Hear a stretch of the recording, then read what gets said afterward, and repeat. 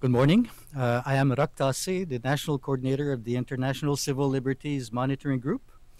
The ICLMG is one of many groups and many prominent individuals who have endorsed an open letter to Prime Minister Stephen Harper, urging him to use the full power of his office to demand the immediate release of Canadian permanent resident Khaled Al-Qazzaz, who has been illegally detained in Egypt now for over 378 days without charge. Khaled is the husband of Canadian citizen Sarah Atia and the father of 4 young Canadian children. He was arrested on July 3, 2013, while working as an aide to former Egyptian President Mohamed Morsi, the first democratically elected leader in Egypt's history. Khaled is currently incarcerated in the maximum security Scorpion wing of Tora Prison in Cairo, in a cell the size of a broom closet, in heat in excess of 45 degrees Celsius. In addition to the appalling conditions of his solitary confinement, Khaled's health is deteriorating rapidly. A recent doctor's report found that his solitary confinement has caused and is exacerbating numerous medical problems. His situation is grave and urgent. I'm joined today by colleagues and family members who will elaborate about the case, about Khaled's condition, and about the demands formulated in the open letter to the Prime Minister. I introduce them in the order of their presentation. Alex Neve, Secretary General of Amnesty International Canada, Monia Mazig, writer, activist, and professor, and Sarah Atia, the wife of Khaled. Alex, thank you. Good morning. Egypt is, of course, in the middle of a full-blown human rights crisis. There has been a sharp deterioration in the country's human rights situation over the course of the year since President Mohamed Morsi was ousted. There has been a massive surge in the numbers of arbitrary arrests, detentions, and harrowing incidents of both torture and deaths in police custody. It is against that backdrop of unrelenting human rights violations that Khaled Al-Qazzaz has been held imprisoned in Egypt for more than a year now. He has not been charged with a recognized offense, a key international human rights safeguard.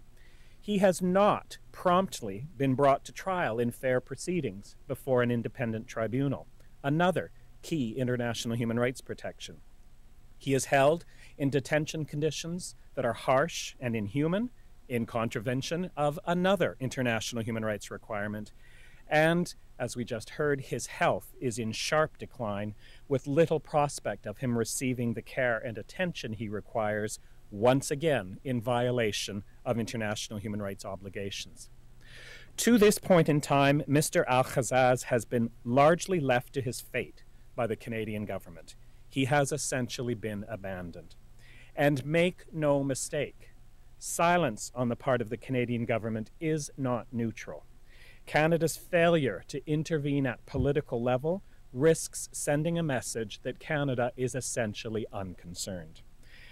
That is why we are here today with an urgent call supported by a long list of concerned, high-profile Canadians and organizations directed to Prime Minister Harper, asking him to intervene actively with Egyptian authorities on Khaled Al-Qazzaz's behalf, with a strong demand that his human rights be protected. As the letter notes, we believe that Canada cannot be silent any longer. We are now calling upon you, Prime Minister, to take prompt and meaningful action.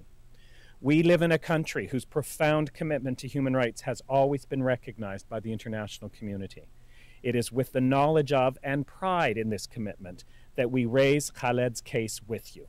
We have every expectation that you will remain true to our proud legacy. Prime Minister, we ask that you intervene vigorously on behalf of Khaled's wife, Sarah, and their 4 young children. As Canadians, they have every expectation that you will recognize this case as a travesty of justice and do everything in your power to secure his immediate release and reunite Khaled with his family. Mr. Al-Qazzaz is a permanent resident of Canada. His wife and 4 young children are all Canadian citizens. Those are ample and compelling reasons for Canada to take up his case vigorously. The family has every right to expect that the Canadian government will do everything possible to make sure that Mr. Al-Qazzaz's rights are protected and that he is allowed to return to Canada with no further delay. Over 1 year of serious human rights violations simply cannot be allowed to continue.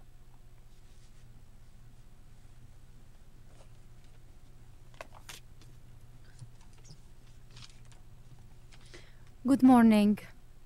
Today I am here to express my solidarity with Sarah Attia and her children about the continuous detention of her husband Khaled Al-Qazzaz in Egypt without charge. 11 years ago, I was in a similar situation. My husband was in a prison in Syria in horrible conditions. I was a single mother with 2 young children. Every day, I was trying to bring my husband home. Every day, I woke up not sure if I will ever see him alive. The Canadian government of that time was not speaking loud enough to request and require the liberation of my husband. And of course, the Syrian government did not hurry up to release him. 11 years later, Sarah Attia is a Canadian single mother of 4 Canadian young children.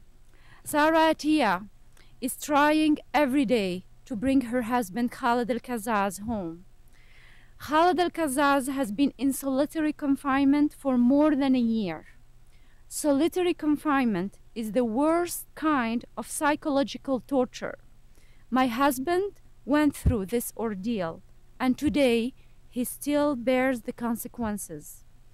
When the Canadian government of the time spoke with one strong voice to the Syrian government, my husband was released shortly after.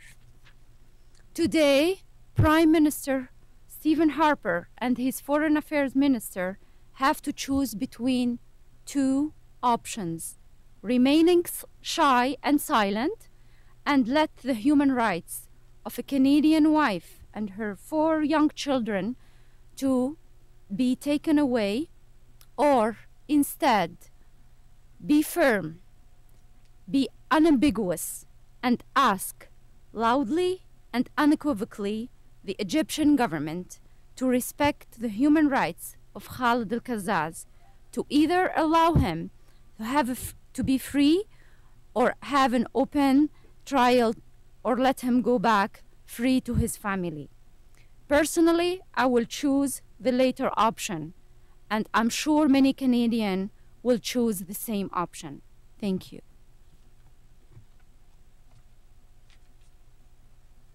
Thank you.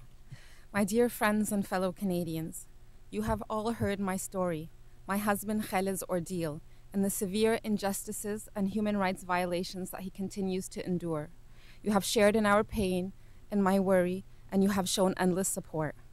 Khaled loved Canada. He gained so much from it and also contributed much back to Canadian society. In one of his letters from Tora Prison, he said, "Thank you, Canada. You have partially shaped who I am. I remember my favorite walks through the downtown campus in early fall in the beautiful weather.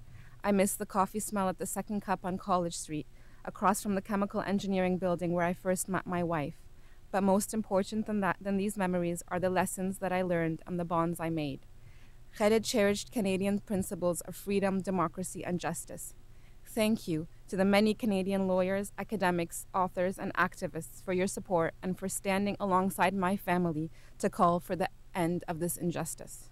This demand has come in a time where it's most needed. My husband's health is deteriorating quickly. Last week, he lost consciousness in his cell due to dehydration and problems with breathing. They found him 4 hours later and had to revive him. He is in severe pain. He has lost mobility in his left arm and is starting to lose mobility in his right arm and both his legs. This is all due to the severe conditions that he is in. I fear that if this continues, it will result in permanent disability or worse. Khaled needs to be released immediately. He needs to be in a hospital. My 4 children have suffered in silence for 378 days. They miss their father. Please help bring him back to them. I hope that I can count on the Canadian government to bring an end to our ordeal. Thank you. Does he have any access to consular services? What do we know about what the government has done, or if he's had any visits by Canadian officials? The embassy continues to be supportive to myself and my children. They have attempted and requested to visit him, but the Egyptian authorities have not allowed for those visitations, giving the excuse that he is a permanent resident and not a citizen of Canada. So the embassy has not been able to visit him. However, in his last court appearance, there was an official from the embassy who attended and monitored that trial, that hearing. So how are you getting updates on his condition? And the updates of his conditions have been through lawyers and extended family who remain in Egypt. what do you make of the government's action or inaction so far? Can you explain why they haven't intervened, or do you have any theories? Apart from what I mentioned about the embassy trying to be supportive to myself and my children and my family, the Canadian government has chosen to take what they call quiet diplomacy, or trying to bring up the case in that way, as they put it.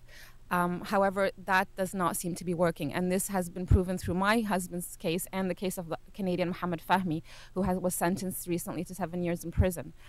So the quiet diplomacy that they speak of does not seem to be getting results. So this is why all of these Canadians have come together to ask for a more direct, loud request for the government to do something to help bring my husband home.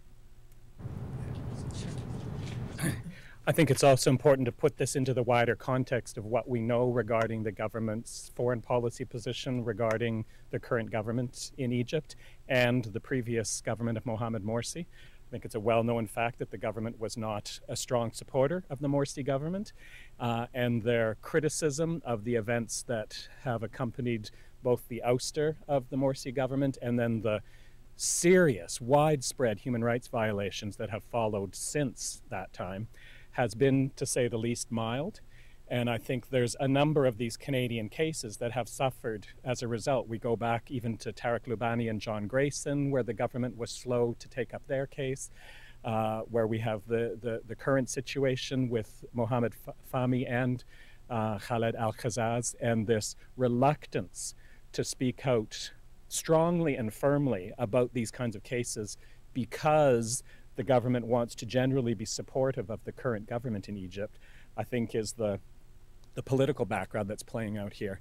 And it's so disappointing and unfortunate to see politics trumping the kind of principled human rights positions we should hear from the government in these cases. It should not matter which government is or is not in power. It shouldn't matter if this was happening back when Mohamed Morsi's government was in power. If there are cases where Canada has a strong connection and where there are serious human rights concerns, we need to see action, we need to see firm and consistent action, and we shouldn't be seeing political games.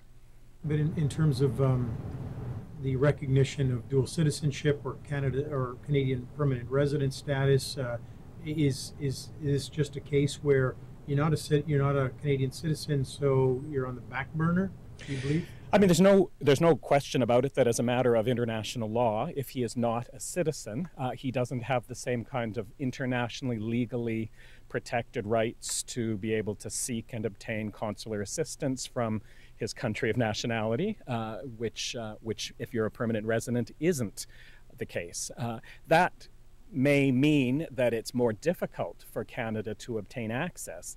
It should not at all dictate what action Canada takes on the case, how clearly and forcefully Canada raises it, how regularly at senior levels, from the foreign minister, from the Prime Minister himself.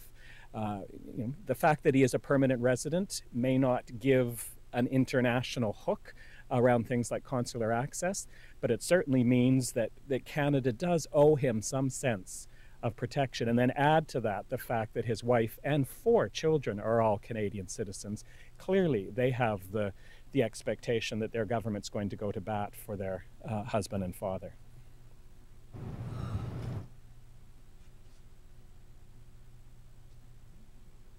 Okay. No, that's it.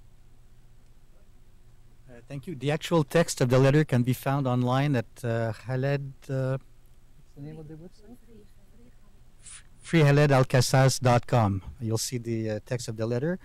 And we were told the letter would also be on the online edition of the Toronto Star following this press conference.